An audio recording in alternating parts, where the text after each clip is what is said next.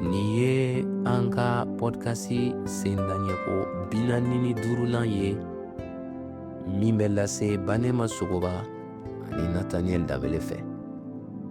Bi kari don marisi kalo tile 9 san 2025 an ka verset kalanta bɛ bɔ Galasikaw sura 5 verset 25 la.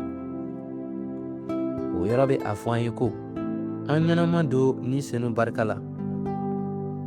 O de kosɔn an ka taama ni senu barika la.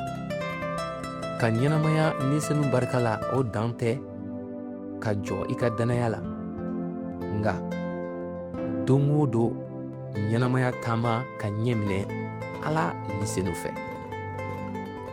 Ala ni senu bɛ an ɲɛ minɛ k'an kalan ani k'an barika kuraya gwɛlɛyaw ɲɛkɔrɔ.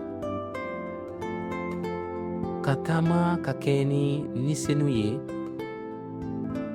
kɔrɔ ka an ka miiriliw ni an ka kumaw ani an ka kɛwalew damakɛɲɛ ni Ala sago ye.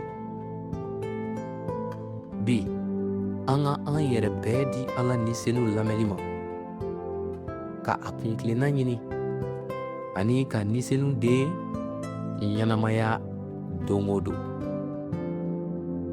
Ala ni senu ka yelen bɔ i ka sira kan ani ka i dɛmɛ ka mɔ danaya la. I ka i sendaɲɛw bɛɛ kalifa a ma. A n'a i ɲɛ minɛ ka taa hɛra ani se sɔrɔli la. Ni laseli kɛra ka bɔ Delivery par Christ yɔrɔ ka kibaru duman fɔ ni dɔnkiliw ye.